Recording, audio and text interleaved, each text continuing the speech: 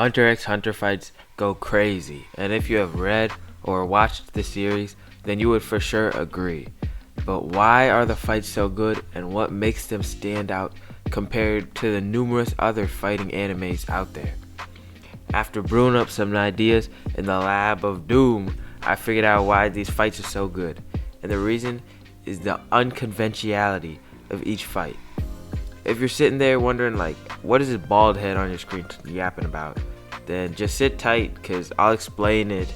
Today I will be breaking down what exactly makes the Hunter x Hunter fights so expeditiously good, using multiple examples from multiple arcs. So first, we can take a look at the fights in the very first arc of Hunter x Hunter, which is the famous Hunter exam.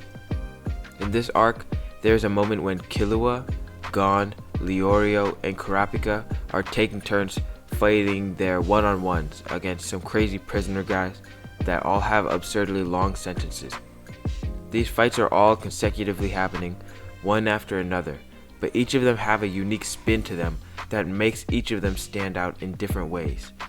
Gon's fight is not a battle of strength, but a battle of wits, because the prisoner challenges Gon to see whose candle flame can last the longest. There's a bunch of tricky tricks in it, with there being a short candle and a long candle, and then there's like four options in reality, because whatever Gon picks, the short or tall, the prisoner's just going to secretly switch it with a trick candle that he has prepared, and the trick candles have like an accelerant to make their flame burn stronger and run out faster. So Gon's candle almost goes out because of him getting outsmarted and having a trick candle, but he manages to win by using pure athleticism to blow out the prisoner's candle like manually. This is not only a unique idea for a fight, but it gives the audience a feel of the characterization of Gon. He is not an overthinker and is instead someone who ignores the small things to purely push forward to what he wants.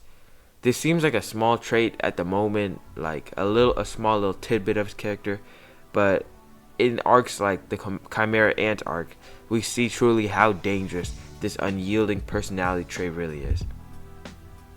Also, we get a fight between Kurapika and a fake troop member, which lets us see how much Kurapika truly hates the troop in like an interesting fight with a fraud type guy. Then we see Leorio, he does some weird stuff. And we see Killua, and we see his brutality when he steals his hyped up enemy's heart, which was such a cold moment that really showed us that Killua was more than just a silly kid with a lot of strength, like Gon seems like at the time. So we got to see a bunch of different battles that each showed us different aspects of the main character, which is perfect for a first arc. But in the later fights of the series is when Togashi really got into his bag. Now I'm going to look at the fight between Gon and Genthru at the end of Greed Island. Now this entire arc was set in a completely different world and had such a unique system with the cards and items. Most of the arc had been leading up to this final battle against Genthru, so we as the reader were really trying to see Gon go crazy in this fight, especially with how much he trained for it. Togashi didn't like give us a basic fight with a bunch of big moves like turn-based combat, something boring like that, because he's one of the goats of writing. He would never be slipping here. So instead, in this fight, he combined every single previous element of the arc and applied all of them in a different way to this fight, which gave us some tasty payoff. Gon spent a bunch of this arc learning how to move around his aura to different parts of his body to strengthen certain areas, and that was a key aspect of this fight, since Gon had to keep trying to move his aura to wherever he expected Genthru to attack. On top of that, this fight was won by Gon because of a combination of the rock paper scissors attack that he had spent the arc working on and the card system that we had spent the whole arc learning about.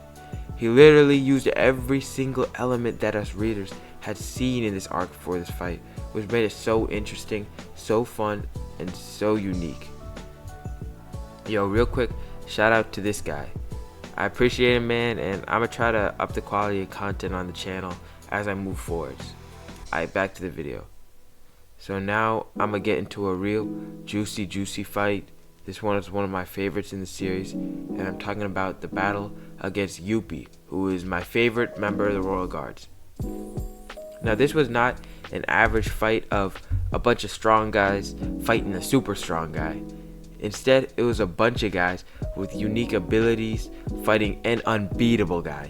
Yuppie was far too strong for Knuckle and Shoot to beat with conventional means, which is why they decided to use APR to win the fight. If you guys forgot, APR is Knuckles' Nen ability, and it basically increases the number on its head over time, which connects to the amount of aura that the person that APR is attached to has.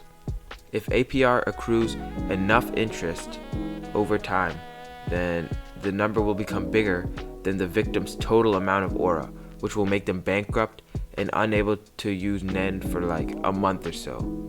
After that, if you take away his Nen, then Yuppie would be a pretty easy guy to beat no matter how strong he is, in a verse where Nen is like the source of almost all strength. So this made this a battle not to overpower Yuppie, but a battle of time, and a battle to last long enough for APR to wear him down and take away his Nen. Us as the audience watching this fight are seeing these cool characters like Shoot get obliterated in an effort to buy time for Knuckles' APR to bankrupt Yuppie, and it really makes this fight have so much pressure to it.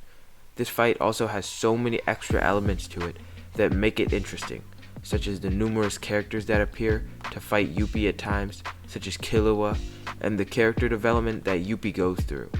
We are watching characters develop, characters struggle for their lives, and an ultimate battle against time, all in one fight, which makes it so unique and interesting throughout. For sure, an amazingly well done fight, and the ending where Knuckle dispelled APR so that Yuppie would spare Moral was such a bittersweet ending to a fight that us as an audience were so invested in. Last fight that I'm going to talk about is one of the most famous fights in Hunter x Hunter, even though it hasn't even been adapted into the anime yet. I'm talking about Chrollo vs. Hisoka, which was one of the craziest fights in the entire series. First of all, this fight took so much brain power to comprehend. It makes sense if you really pay attention, but this is not the kind of fight that you can properly experience by skimming through. The thought that Togashi puts into the unique ways that Chrollo uses all of his abilities that he's stolen for this fight makes this battle so unique and so interesting. On top of all that, this fight is just so dang fun. We're watching hundreds and hundreds of zombie-like humans all climbing over each other to try and break Hisoka, while Hisoka's swinging clumps of people around like whips to block the puppet humans. The fight is just, it's absurdity and so interesting. Overall, the creativity and everything that's put into this fight and every single fight in Hunter x Hunter make them all just so enjoyable and unique in their own right. Alright guys, thanks for watching, and subscribe if you're down, because I'm trying to get monetized. I might make another one of these kind of vids about Hunter x Hunter some other time, because there are so many other interesting fights that I could talk about. Alright, bye bubbas.